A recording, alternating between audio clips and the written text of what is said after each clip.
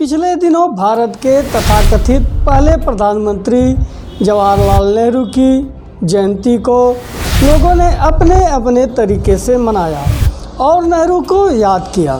एक तरफ लिब्रांडों ने नेहरू की प्रशंसा में कसीदे पढ़े तो दूसरी तरफ भक्तों ने इसे ठरकी दिवस के रूप में मनाया। नमस्कार मित्रों, मैं श्रम यथार्थ अपने यूट्यूब चैनल पर आपका स्वागत करता हूं।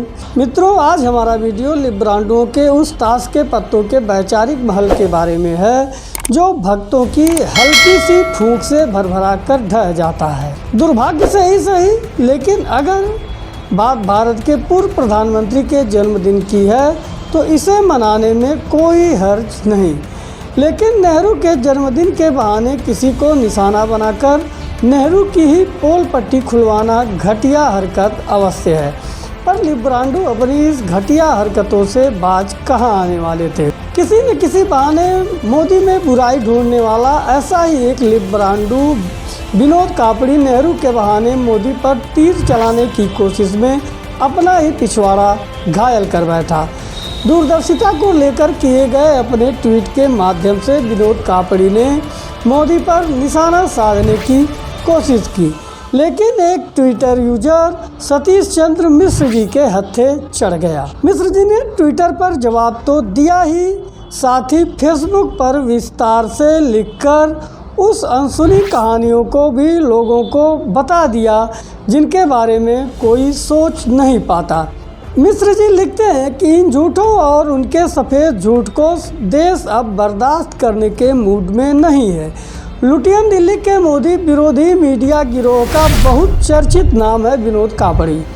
रजत शर्मा के इंडिया टीवी का सर्वे सर्वा बनकर यही धूर्त खबरों के नाम पर वर्षों तक नाग नागिन की शादी, उड़ने वाली महिला, हवा में तैरती साइकिल सरीखी अजीबो गरीब अफवाहों को परोसता रहा। पूरा देश इसकी उन करतूतों से परिचित है। कल नेहरू के जन्मदिन पर इसने नेहरू को श्रद्धांजलि के नाम पर झूठ परोसने का वही गोरख धंधा जारी रखा और लिखा कि 50 के दशक में जब भारत बैलगाड़ी पर था तब नेहरू अंतरिक्ष और चांद की बात करते थे। काश आधुनिक भारत के निर्माता पंडित नेहरू जैसे राजनेता देश को और मिले।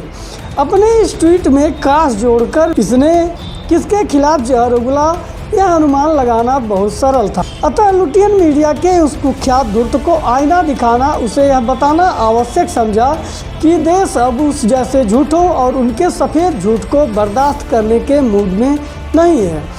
यह सर्वज्ञात दस्तावेजी तथ्य याद करिए। 1965 पाक युद्ध में अमेरिका ने अपने लाल गेहूँ की सप्लाई भारत को बंद कर दी थी। परिणाम स्वरूप तत्कालीन प्रधानमंत्री शास्त्री जी को देश को हफ्ते में एक दिन उपवास करने की सलाह देने के लिए विवश होना पड़ा। शास्त्री जी ने उस कड़वे सच को शालीन भाषा में उपवास कहा था, लेकिन कड़वा सच तो यही था कि उन्हें मजबूर होकर देश को हफ्ते में एक दिन भूखा रहने की सलाह देनी पड़ी थी, क्योंकि देश के पास पर्याप्त अनाज ही नहीं था। हालांकि उस समय देश की जनसंख्या मात्र 45 करोड़ ही थी। हफ्ते में एक दिन भूखा रहने का अर्थ था वर्ष में 52 दिन भूखे रहना।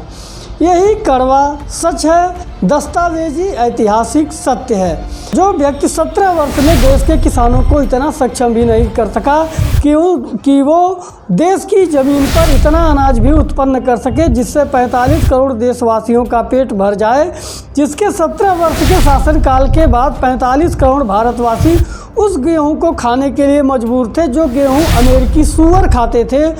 उस निकम्मे नकारा निर्लज्ज प्रधानमंत्री को लुटियन कम्युनिस्ट मीडियाई दलाल आधुनिक भारत का निर्माता बताते रहे। उसकी सोच को बहुत आधुनिक और वैज्ञानिक बताते रहे। इन दलालों की धूर्तता देखिए कि मानव इतिहास की सबसे भयंकर त्रासदी कोरोना में जिस प्रधानमंत्री ने देश के 80 करोड़ लोगों को 1.5 वर्ष तक निःशुल्क अनाज उपलब्ध कराया, उस प्रधानमंत्री को वही लुटियन कम्युनिस्ट मीडियाई दलाल पिछले 7 बरस से रात दिन पानी पी पी कर कोसने में जुटे रहते हैं। विनोद कापड़ी तो प्रतीक मात्र है। यह पोस्ट लुटियन कम्युनिस्ट मीडियाई दलालों के उस गिरोह के लिए ही है।